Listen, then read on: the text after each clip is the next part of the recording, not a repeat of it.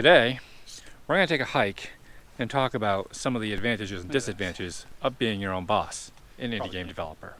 We're going to go hike Wheeler Mountain Trail. Check this out. We're going to be going from here up this mountain, up on top of here, and looking out over the lake. I just found this amazing little cave, giant rock above me. I'll show you walking up to it here. Indie game development as a career is very different from making games in the game industry or software or having a stable job. One of the benefits of being your own boss is it's been raining since May here in Vermont. I enjoyed a hike, and today the weather was actually really nice. So today, instead of keeping myself cooped up, I decided to take a slightly early day and hopped out on trail and just started taking a walk. And being your own boss, you get to decide that. Of course, that does come with a catch-22. If you got to know yourself pretty well. If you're tempted to take days off all the time just because you want to, then you're not going to get your stuff done. And trust me, even getting stuff done, it's hard enough to make money as an indie game developer. Kind of double-edged sword there, depending on how you personally are. If you're really good with self-motivation and keeping busy and making sure that you're not taking too many days off, then being your own boss and deciding when to just be like, yep, it's a good day, I'm going to go off. Even if the rest of the world isn't off today, it's my day off. That's a great thing about being my own boss. Anyway, I'm going to keep on hiking. One of my other favorite things about working for myself, I get to choose what I work on.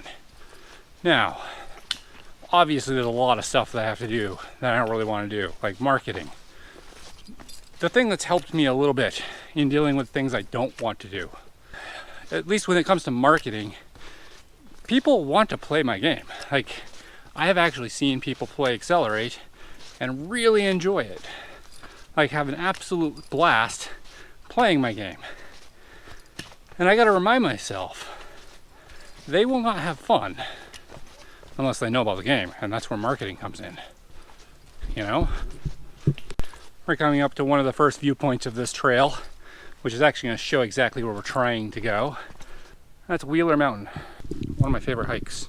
Yeah, so marketing, people need to know about your game in order to play it, and in order for you to sell it. Check this out. They're not ready yet, so give them another probably couple weeks, maybe. Sunglasses. Yeah, like a professional. Trying to keep the sun out of your eyeballs too. That thing was like 3 feet in front of me. We'll go this way, along the trail. Well, turtles, looks like I found home for the night. The thing that's really hard like this rock, about indie game development as a business or as your career, is finding accountability at all times. For the last few months, you might have noticed I haven't uploaded any videos, and if you're a regular on my Twitch streams, there was a couple months where I wasn't really streaming that much. I was just here and there. I'll turn on stream, do a couple things. People said burnout. That might have been part of it. I was having sleep issues.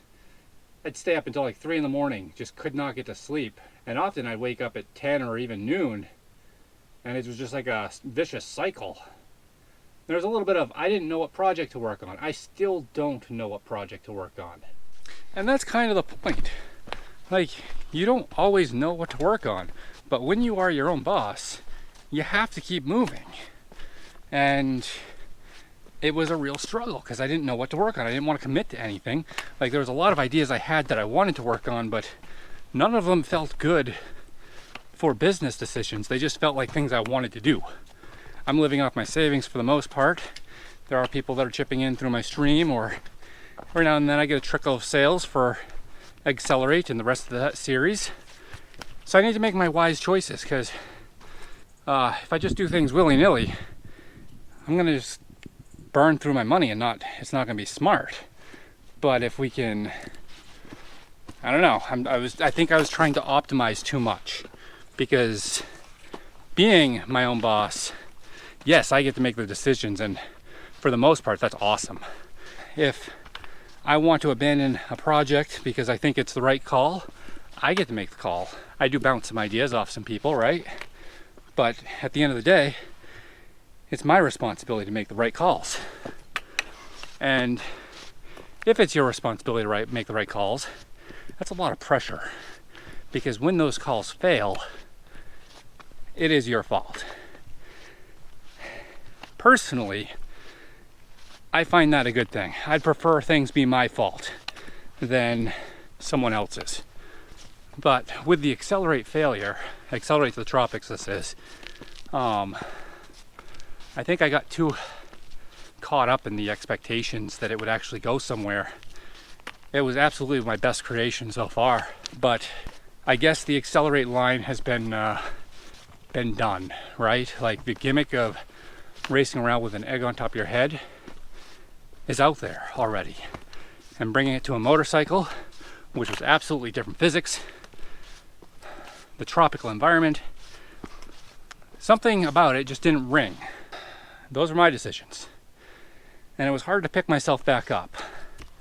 I can't say that I'm making the best decisions for my business as of today, but in the last couple weeks I've at least been streaming again, and I've been working on stuff. Currently adding bloom and ambient occlusion to my custom game engine. Whether or not my next game uses Unity, my custom engine, Godot, or anything else, Unreal, whatever in between, right? Right now I'm just trying to get out of a rut. It's a beautiful day out, and this is a sketchy section. When you're partnered with someone, or when you're working for someone even, you kind of have to follow their decisions. Like, sure, you might have a little bit of say in little bits of the code here or there, or little bits of the art here and there. But overall, if they don't like something, or they want it changed to fit their vision, they're paying you for that, right? It's their decision. If it winds up being a flop because they made some bad design decisions, or bad decisions that led to really crappy code quality, or rushing, or 100 other different things that might have caused the project to fail, right?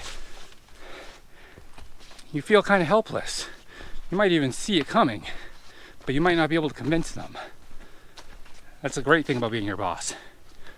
You own that. That isn't to say that it's bad to work with people. I think the developer-publisher relationship is actually a really good working relationship, at least with the right publisher for the right developer, right? Not every developer and publisher can get along, but publishers have an audience, or at least usually have access to an audience, and developers make good games.